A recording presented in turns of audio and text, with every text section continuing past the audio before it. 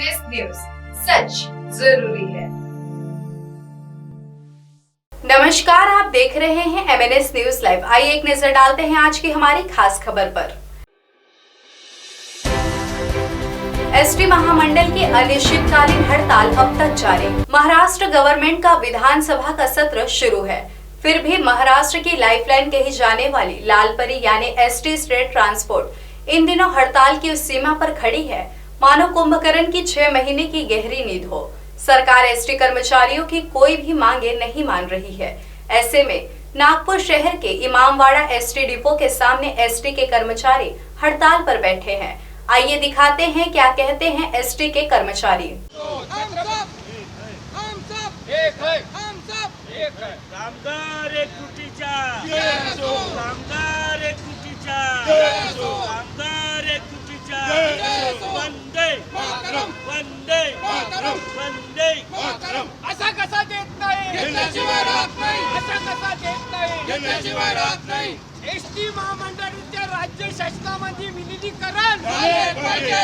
ST महामंडळ कामगारांच्या राज्य शासनात विलीनीकरण झाले पाहिजे।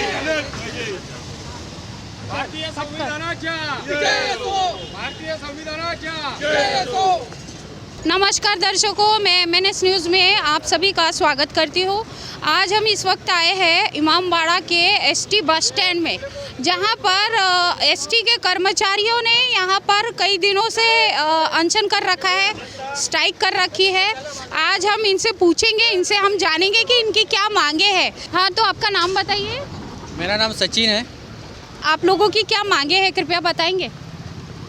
हमारी पहली बात तो ये स्ट्राइक नहीं है। अच्छा। हमारे आज तक 61 कर्मचारियों ने आत्महत्या किया है। अच्छा। सैलरी कम होने की वजह से, और उसका ये हम दुखवटा कर रहे हैं। है ना? मतलब एक तरह से स्ट्राइक नहीं, आपका कहना ये स्ट्राइक नहीं है। स्ट्राइक है ही नहीं ना। डिप्रेशन में अच्छा। हमारी एक ही मांग है, हमारा एसटी महामंडल का जो कारोबार है वो महाराष्ट्र शासन ने अपने हाथ में लेना चाहिए और सभी कर्मचारियों को शासन के अनुसार पेमेंट देना चाहिए। ये हमारी मांग है। अच्छा, मतलब सरकार अपने अंतर्गत लेना चाहिए जो अभी प्राइवेटाइजेशन है एक तरह से। ऐसा ही बोल सकते हैं। उससे भी बहुत कम सैलरी में आप लोग अपना जीवन यापन कर रहे हैं। एसटी जो है हमारी, जो एसटी जो गवर्नमेंट में जानी चाहिए, विलीनीकरण होना चाहिए, इसी मांग पर हम 2 महीने से स्ट्राइक कर रहे हैं। स्ट्राइक नहीं कर रहे हैं, ये दुखौटा में शामिल है। अच्छा, ये एक तरह से दुखौटा है। आप लोगों का मतलब कहना है कि ये स्ट्राइक नहीं है, दुखौटा है, और इसमें आप चाहते हो कि सरकार के साथ विलीनीकरण हो, मतलब ये प्राइवेटाइजेशन टाइप ना हो। हमारा कहना है कि जो अभी वो परब साहब ने जो 41% और जो किया है ये हमको नहीं चाहिए। ये जो पगारवाड़ जो किए ये नहीं चाहिए। एक बार अगर विलीनीकरण कर दिए तो फिर हमको पगारवाड़ की आवश्यकता नहीं, यानी जो गवर्नमेंट को मिलेगा वो पेमेंट हमको मिलेगा। अगर पेमेंट मिला तो कोई आत्महत्या नहीं करेगा ना, यानी जो आम जनता को जो मिल रहा है गवर्नमेंट को वो हमको मिलेगा। अभी कम पेमेंट होने के कारण ये आप बारंबार हमको दिखाते हैं कि हम बढ़ा रहे, पगार बढ़ा रहे हैं। ये काय के लिए बढ़ाते हैं? जो गवर्नमेंट के हिसाब से पेमेंट है वो हमको दे दो। इसलिए जो हमारे जो 2.5-3 महीने से जो हमारा ये दुखटा चालू है, ये जो वर्कर कम पेमेंट के कारण, कर्ज बाजारी होने के कारण लड़कों को बराबर पढ़ा नहीं पा रहे हैं, इसके कारण ये आत्महत्या हो रही है। और हर बार हमेशा हमारा 4-4 साल का करार होता है। ये होता है, उसमें भी करार में भी बराबर होता नहीं है। जो यूनियन लोग जो है, हर यूनियन ने अपनी दुकानदारी खोल के रख दी है और आप अपने हिसाब से अपना करार करते हैं। वर्कर को विश्वास में लेते नहीं है। आज तक ऐसा हुआ है, करार में किसी वर्कर को विश्वास में लेके नहीं गया है। उनके 4-5 पिलांटू रहते, करार हो गया, तालियां बजाते और कर्मचारी को अंदर ले जाके ड्यूटी पे ज्वाइन करते। तो इसके कारण बहुत से कर्मचारी को ऊपर वो कर्जों का जो प्रेशर बढ़ते जा गया है और उसके कारण ये आत्महत्या होते जा रही। ये जो अभी 61 आत्महत्या जो इन्होंने बताया, ये खाली 2 से 3 महीने के अंदर में हुई है। ये उसी का एक कारण है। अभी भी परब साहब ने पेमेंट बढ़ाए कर रहे काम, यानी लोग ज्वाइन नहीं हो रहे हैं। तो पेमेंट बोलने से ये हमको एक ये दिया गया है, यानी कुत्ते को जैसी भीख दे देते हैं उस टाइप का दिया गया है। और मैडम हमारे को भड़काने का काम इन लोगों ने किया है। 2016 में जब 35 महामंडलों की लिस्ट बनी थी 7 पे के लिए। 7 पे आयोग वेतन आयोग जो लगाया गया था, तो 35 महामंडल थे, उसमें से 4 महामंडल अलग कर दिए उन्होंने और 31 महामंडलों को 7 पे लगाया। बचे 4 महामंडल, उसमें से 2 महामंडल को विलीन कर लिया गया अभी पिछले महीने, और 1 महामंडल को और विलीन करने वाले हैं जो वन रक्षक विभाग में आता है। फिर बचा 1, तो 1 के साथ में क्यों दुराव्यवहार कर रहे हैं? मतलब आप लोग का कहना है कि सिर्फ एसटी के साथ ऐसा भेदभाव क्यों कर रहे हैं, जब बाकी चीज का विलीनीकरण हो रहा है सरकार में। वन विभाग, संरक्षण विभाग जो भी आप बोल रहे हैं, तो वो भी मतलब संलग्न है सरकार, तो आप लोगों के साथ भेदभाव हो रहा है। बिना कोई मोर्चे के वो विलीन कर रहे हैं उनको। हम तो 2 महीने से यहाँ बैठे भूखे प्यासे, तो हमारे तरफ उनके ध्यान क्यों नहीं जा रहा है अभी तक? इतने 61 लोग हमारे मर गए हैं, तो उनके लिए क्या किए इन लोगों ने? कभी उनके घर पे जाके देखे उन्होंने? उनके घर पे क्या परिस्थिति होंगी? जिस घर का करता आदमी अगर चले जाता है तो उनके ऊपर क्या बीतती है, कभी पता है उनको? जब मैडम महाराष्ट्र सरकार को एक इमरजेंसी सेवा करके लागू होती है, तो तब एसटी महामंडल का सबसे पहले नाम आता है। चाहे बाढ़ आई है कहीं पे, तो हमारे एसटी कर्मचारी वहाँ जाते हैं, वहाँ बस लेके जाते, तो उनकी सेवा करते हैं। आपने अभी देखे होंगे कोविड-19 का जब समय आया था, तब टोटली ट्रेन भी बंद थी, सब बंद था, सब सुविधा बंद थी। तब हमारे ड्राइवर लोग गए लोग हम लोगों ने सुविधा दिए। तब हम लोगों की इमरजेंसी बॉर्डर पे छोड़ के सब है, तब हम लोगों की ज़रूरत पड़ती, तो विलीनीकरण के समय में हम लोगों का नाम क्यों नहीं लिया जाता? क्यों हम लोग उस काबिल नहीं है क्या? हमारे भी तो परिवार है, हमारे भी तो परिवार को लगना चाहिए कि नहीं भी हमारे भी गवर्नमेंट में जो हमारे भाई लोग गए कोविड में 300 पैसा कुछ सरकार की तरफ से मिला? कुछ भी नहीं। हमने जब माहिती अधिकार में डाले, तो उन लोगों ने बोले कि तुम्हारा अत्यावश्यक सेवा में आता नहीं है, इसलिए तुम्हारे को कुछ उसका बेनिफिट नहीं मिल सकता है। तो फिर अभी ये किस बेस पे बोल रहे हैं कि ये अत्यावश्यक सेवा है?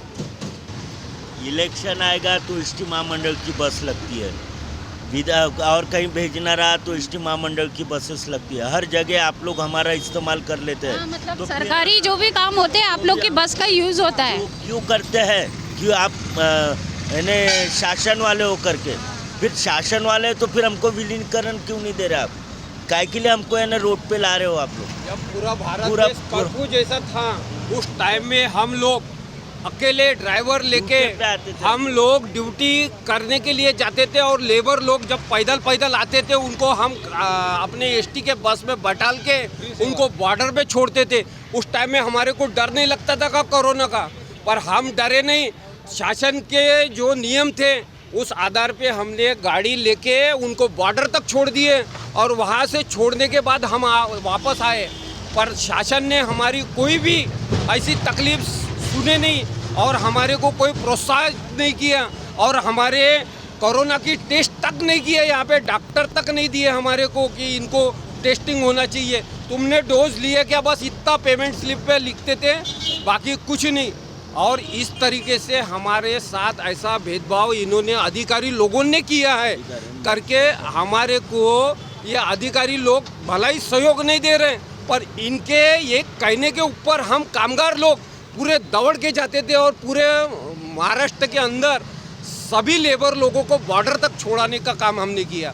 अभी जैसा विधानसभा का ये चालू है सत्र, वहाँ पे अजीत दादा पवार ने बोले हैं कि तुम इस दिमाग से निकाल लो कि विलीनीकरण नहीं होगा।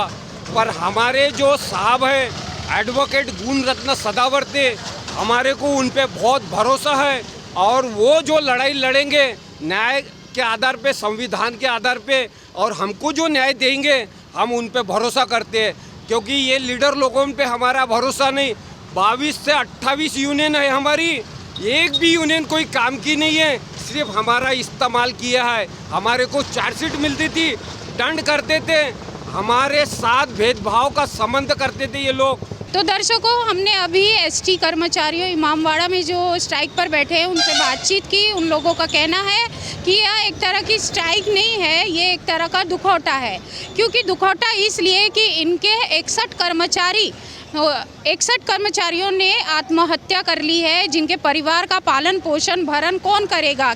और ये चाहते, इनकी पहली मांग ये है कि सरकार में विलीनीकरण किया जाए, यही इनकी पहली मांग है। तो सरकार से विलीनीकरण की मांग इसके पीछे भी एक कारण है। इसका पीछे कारण ये है कि सरकार में जब विलीनीकरण हो जाएगा तो इन लोगों का वेतन श्रेणी जो है राज्य सरकार के वेतन श्रेणी में आ जाएगा। तो इन लोगों को जो फाइनेंशियली प्रॉब्लम जो आती है, इन लोगों का घर का भरण पोषण करना, परिवार का भरण पोषण करना, इतनी कम वेतन में जो कर रहे हैं, बहुत तकलीफ़ें उठा रहे हैं, वो तकलीफ़ें इनको थोड़ी सी इनकी कम हो जाएंगी। यही एक आखिरी इनकी मांग है।